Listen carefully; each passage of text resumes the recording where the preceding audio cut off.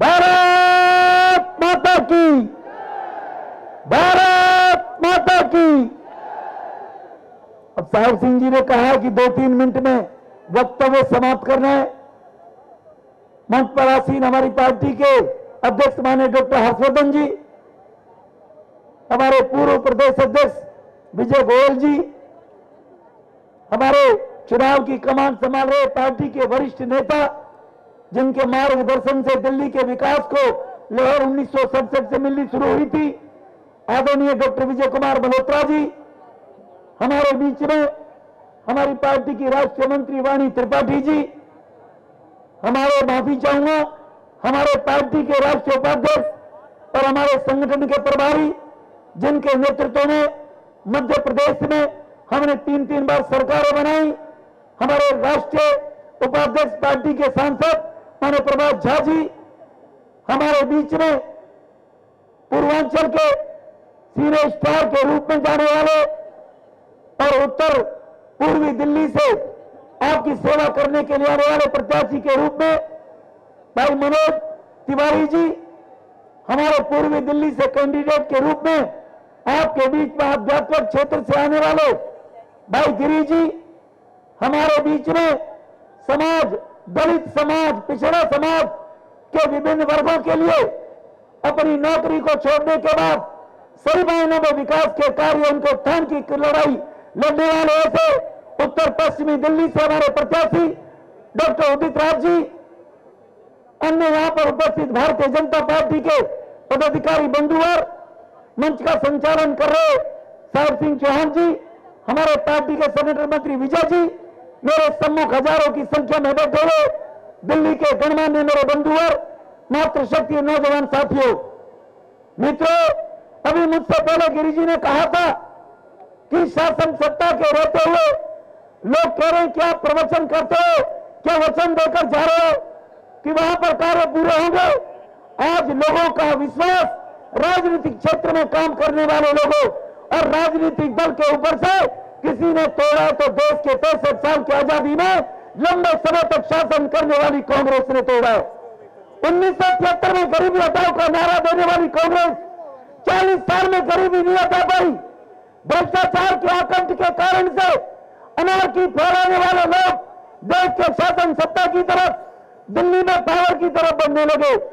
ये कांग्रेस के कुशासन अत्याचार के कारण से हर व्यक्ति के दिल में दर्द है और वो दर्द बयां करने लगा है कि हो गई है पीर पर्वत सी पिघलनी चाहिए, अब कोई नई, इस हिमालय से कोई नई गंगा निकलनी चाहिए।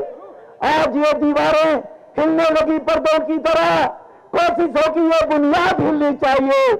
सिर्फ हंगामा खड़ा करना हमारा मकसद नहीं, कोशिश हो कि ये सूरत बदलनी चाहिए।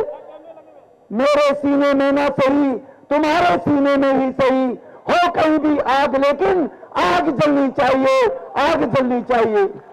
मित्रों, जब तक इस देश के कुशासन को समाप्त करने के लिए सीने में आग का रूप हम नहीं लेंगे, तब तक इस कांग्रेस से छुटकारा मिलने वाला नहीं है। लेकिन दिल्ली की प्रबुद्ध जनता ने कांग्रेस से छुटकारा दिला दिया है, लेकिन कांग्रेस के बोले बीज उसके कान से दिल्ली की जनता 4 महीने पहले ठगी गई है।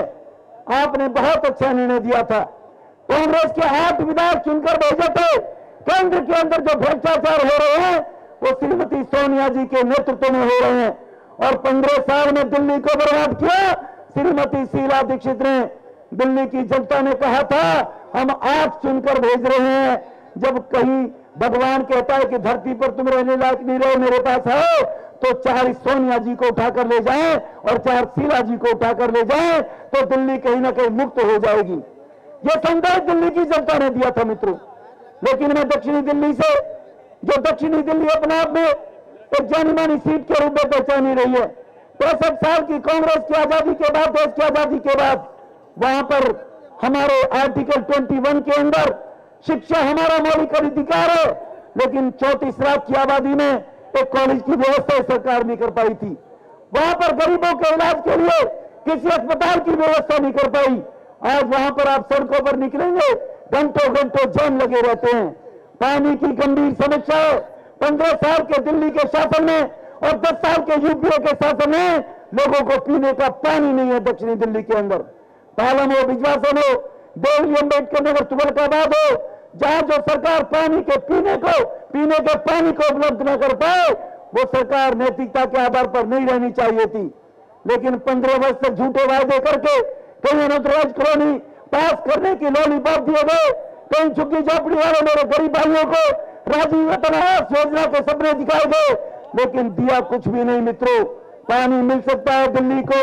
आज भी दिल्ली के अंदर पीने के पानी की समस्या है, वो पानी नहीं मिला तो कांग्रेस के कुशासन भ्रष्टाचार के कारण नहीं मिला। मित्रों, इस देश के संविधान में अगर कोई नदी किसी राज्य से होकर निकलती है, नेचुरल रिसोर्सेज के तहत उस नदी का पानी उस राज्य का अधिकार बनता है, हक बनता है। लेकिन यमुना दिल्ली से होकर गुजरती है, यमुना का पानी दिल्ली वालों को पीने को मिलता नहीं। हरियाणा का मुख्यमंत्री पानी को छोड़ता नहीं है। कांग्रेस की सरकार हरियाणा में होने के बावजूद, दिल्ली में होने के बावजूद और साथ के साथ एमपी पिछले 5 वर्ष में केंद्र में सांसद रहने के बावजूद अपने अधिकारों हिस्से का पानी नहीं ले पाई। इसलिए मित्रों, समस्याएं बहुत है। इन समस्याओं से निजात दिलाने के लिए आपको केंद्र में मोदी जी को प्रधानमंत्री बनाना होगा। मोदी जी के गुजरात के तर्ज पर हिंदुस्तान को बनाना होगा। यहां पर अभी भी कुछ ना कुछ गड़बड़ है इस देश के अंदर, उसको ठीक करने के लिए बात कहने के लिए बहुत है, लेकिन मैंने मोदी जी को आना है और बहुत से वक्ता हैं। साहिब सिंह जी कह रहे हैं बस हो गई, इसलिए बस करना चाहता हूं। मित्रों, कभी फिर आपके साथ रूबरू होना पड़ेगा, लेकिन साहिब सिंह जी 30 मिनट में एक बात जरूर कहना चाहूंगा। एक कहानी में सुनाना चाहता हूं लोगों। मित्रों, इस देश के अंदर ऐसी व्यवस्था बन गई थी, एक गरीब बुढ़िया का बेटा, वो जब बेटा बड़ा हो गया, पढ़ लिख गया, देश के शासन कुशासन से परेशान हो गया, वो एक दिन मां से पूछ बेटा, मां ये राजा देश में कुछ करता नहीं है, मर जाएगा तो राजा कौन बनेगा? उसकी मां बोली बेटा इसका बेटा बनेगा। बेचारे ने निराश होकर कहा मां वो भी मर जाएगा तो कौन बनेगा? मां बोली बेटा उसका बेटा बनेगा। उसके बाद वो निराश होकर फिर बोला मां वो भी मर जाए तो कौन बनेगा? मां चिल्लाकर बोली बेटा इसका पूरा खानदान मर जाए तू तो बन नहीं सकता। लेकिन भारतीय जनता पार्टी ने तय करके दिखाया है कि गरीब किसान के बेटे, मजदूर के बेटे को जिस प्रकार से एक चाय बेचने वाले एक गरीब बाप के बेटे को प्रधानमंत्री बनाने के लिए, गरीबों की पीड़ा को दूर करने के लिए मोदी जी को प्रधानमंत्री बना सकती है, वंशवाद से मुक्ति दिलाने के लिए। और आपके बीच में ये रमेश बिदूड़ी जो प्रत्याशी दक्षिणी दिल्ली पोर्ट एरिया से खड़ा हुआ है, ये भी एक गरीब परिवार किसान का बेटा है।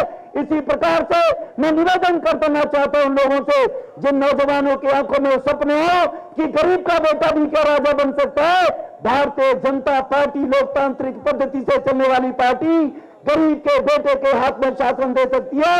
क्योंकि कहा गया है कि जाके पैर न पड़े भी भाई वो क्या जाने पीर पराई। इटली की महारानी हमारी समस्याओं को नहीं समझ सकती मित्रों, इसलिए गरीब के पैर में बीमारी पड़ती है तो दूसरे की बीमारी को वो दर्द जानता है। इसलिए मैं अपील करना चाहता हूं, इस देश के अंदर गरीब को उसका हक और अधिकार मिले तो भारतीय जनता पार्टी के साथ चले। बहुत बहुत धन्यवाद। जय भारत, जय।